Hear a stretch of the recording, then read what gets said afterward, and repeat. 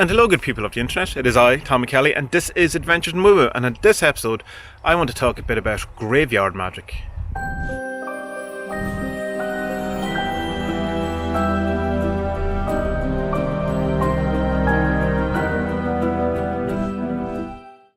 So graveyard magic, what is it? Well, it's something that I found out about in hoodoo. It more than likely predates hoodoo, because hoodoo is a very kind of modern incarnation of magic where it's a kind of eclectic mix of a number of different sources. So there's probably a history going back a long while on this. So it's basically, though, you would go to a graveyard and you would find a grave of someone who's a particular trait or attribute that you need. So if you need protection or working on protection, then you would go to a soldier's graveyard and you would, well, how it's done, the process is that you dig a hole, take some of the graveyard dirt from the grave, and then return an offering such as some coins or whatever. There's also an idea that you should bring some dirt with you so that you can fill up the hole and that kind of thing, that, you know, as much as possible put it back the way it was. So then once you have this kind of dirt from this grave, you can use that person or that deceased person, that spirit, and he is now under your command and under your control, and, you know, use him as your protector or whatever. Now, morally speaking, I'm not sure I'm too interested in doing something like that, because it just seems a bit, you know, I don't know, not right. You know, I wouldn't like it being done to me, that, you know, just, you know, leave me alone. I'm trying to die here, trying to be dead here. Don't get me up on work. You know, I've spent my life, I've done my thing. A soldier in particular, I suppose, he's gone into the war and he's done his stuff. He doesn't need to keep going. But whatever your kind of ideas morally are, then, you know, it's something you might employ or not employ. You have to make that decision for yourself. And of course, it doesn't have to be a soldier. It could be anything. It could be, you know, take graveyard dirt from one of your own ancestors or whatever to have a better contact with them. So you don't always have to do something to, you know, to have them in your employ or under your control. So this is the first of two interruptions I will make to this video, and the reason being is that I just want to mention another kind of factor that you should take into consideration when you're doing graveyard magic that I didn't mention in the main video, and that is, of course, the legality of it. And you should really check your local legal kind of laws around what you can and what you can't do in graveyards. Now, obviously, if it's an ancestor or someone that you know, you're allowed to go to a grave and, you know, fix it up and do stuff, and therefore you could take away, you know, some dirt or whatever. But like going to someone else's grave, soldier's grave, as the example is in the video itself, it's probably, you know, it's not legal at all. Desecrating graves is, you know, as far as I know, illegal and shouldn't be done. So yeah, watch out if you're doing that, and the possible legal ramifications of doing such magic. Now back to Tommy.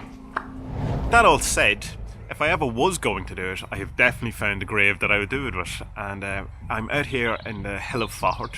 Faughart is an area just north of where I live. It's kind of just south of, or on the border between Ireland and Northern Ireland on the northeast side, which is full of history and full of, you know, all of the things that when Americans think about Ireland, Faughart kind of encapsulates all that. Like, it's had to have great battles. It's the place where I am is now raised above, and you can see an entire 360 of all around us. And this whole area is full of the, you know, Cuchullins and Tawns trails and all of those kind of, the Ulster cycle is just over there, you know, all that kind of happened, all this. So it's a lovely area. But the grave I have found is Edward Bruce. And he was the High King of Ireland, or the King of Ireland at one stage, and he was killed in a battle of Faughart in 1318, on the 14th of October 1318. So if I was ever going to have someone under my command, I think a High King of Ireland or the King of Ireland, I'm not sure, the reason why I'm correcting myself in that is I'm not sure if they were called the High King of Ireland at that point, because I think we had a number of kings in the different provinces, and then there was a High King, so maybe he wasn't the High King, he was still a king. I should know these things if I'm going to make videos about it, but the reason why I don't know it is because I just happened to come across this grave. It's not really signposted too much. There is a plaque on the old church ruin that talks about it, but it's certainly, you know, it doesn't shine out or whatever. There's not like a big point to it, or there's no tourist information or anything to make it here. I just happened to walk past it and see it, and the only reason I actually did see it is because there's a printout that the Bruce International family left on the grave. That sounds like a very American thing to me, that this Bruce International family, because Americans seem more interested in their Irish heritage, say, than possibly Irish people actually are. But other than that, I would not have known that this is what was here. So, the reason why I kind of like it a bit more if I was going to do it is because I've talked before about not kind of getting on with Saint Cyprian, or not feeling that he was, for me, or something he seemed external to me, so other people's ideas. And it's not just Saint Cyprian, it's a load of things. Same, I have that with Hecate, or any number of things. Whereas I think someone like the King of Ireland would be a better kind of the spirit, if you want, to work with, or archetype to use, or that kind of thing, than something that's an external to me. It's something that isn't part of my lineage, my ancestry, isn't from my area. Like Saint Cyprian is very kind of, in a sense, maybe South American, Spanish, that Portuguese actually kind of thing, and not really part of my culture. Like, no one here, as much as we enjoy our saints, would know who Saint Cyprian is. And he certainly, if there was, it would be Saint Cyprian of Carthage, not Saint Cyprian of Antioch. He isn't an actual saint. He probably never existed. But he's a good idea, and wizards love him. Modern wizards really love him because he kind of encapsulates that entire thing of what we're kind of after. I suppose 1 foot in the old world, 1 foot in the new, 1 foot on the good, 1 foot in the bad. But we never got on. We never contacted. It was not an idea that sat fully with me. So this idea of having a king as a kind of so I was going to say like as a companion, I suppose, magic companion rather than magic servant, which is what really the graveyard kind of dirt stuff is about, would be interesting, and something that I certainly will think about, look more into, and maybe find out a bit more about him and stuff, because you don't want because he's a king and all that, but he could have been he might be the nicest person in the world, or he could have done stuff that I'm just absolutely morally objective. He could be awesome. I don't know anything about him. So the second interruption, and that is to say that I actually went off and learned a bit about Edward Bruce. And what an interesting character, an interesting story, and I'm glad that I fell down this rabbit hole.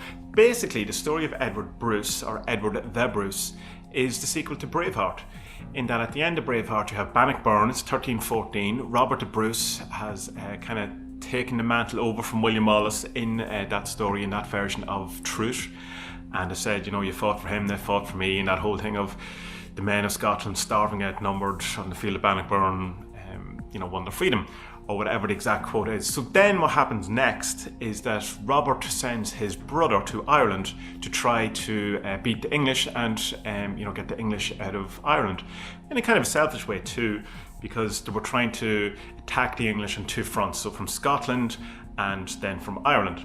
Now, back in the day, Ireland actually invaded Scotland, and so that there was kind of the Gaelic kind of area, so there was a very common culture, common language, and very similar type of setup. So, there was a good heritage and a good commonality between the Scots and the Irish. In fact, Ireland used to be called Scotia. It was the Greater Scotia, and then the Lesser Scotia became Scotland, and then Ireland became Ireland, and kind of a separate thing. So Robert the Bruce and Edward the Bruce were, as far as I know, Normans, but they had kind of been brought up in the Gaelic kind of family, or in the Gaelic area or whatever, so they had their feet firmly into the two worlds of those things. But kind of when Edward was sent to Ireland, it was to the Irish, in the sense, the kind of native Irish, to get rid of the British, or weren't British at that point, the English. So when he arrived in Ireland, things were going quite well actually for a while, and he had had some significant kind of battles and victories and successes, and had been made the High King of Ireland. It wasn't recognised by most of Ireland, but that was a title that he had from some of the chieftains, or the different families from Ireland. He kind of suffered from, possibly, depending on who you ask, he suffered a bit from trying to match his brother, possibly to maybe outshine his brother, or to at least be seen as to be similar, because in the very last battle, the one he actually loses, the one where he's killed and he ends up being buried in that graveyard, is a very similar type of outing to the Bannockburn, where Robert the Bruce, had his famous victory, in that they were starving and outnumbered. Ireland went through a famine around that time, so like as soon as kind of Robert or Edward the Bruce came over, the crops failed, and it was like 3 years of starvation. That was one of the main factors why the invasion didn't do so well. So he was definitely outnumbered, coming out of this kind of famine thing. So the stage was kind of set for the same kind of thing as Bannockburn, only this time he was slaughtered, he was destroyed. And interesting about that grave is that when he was killed, his head was chopped off and put in salt and brought to Edward II, the King of England at the time, to prove that he was dead, and then his limbs were brought all around Ireland. So it's hard to know, if anything, or what is buried in that graveyard in Faughard. Maybe it's just the trunk of his body.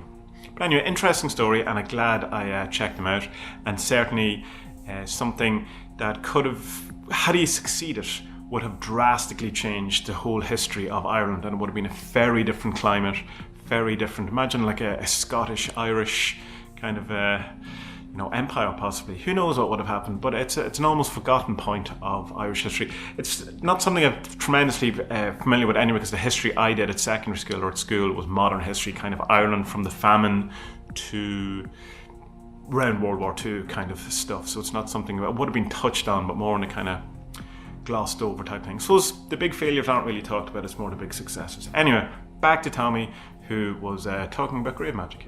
It's interesting nonetheless that this is possible, that I could in one sense get a king in my employ, or at least try and have some sort of magical relation with them. So that's it. Until our next adventure, good people of the internet, be well.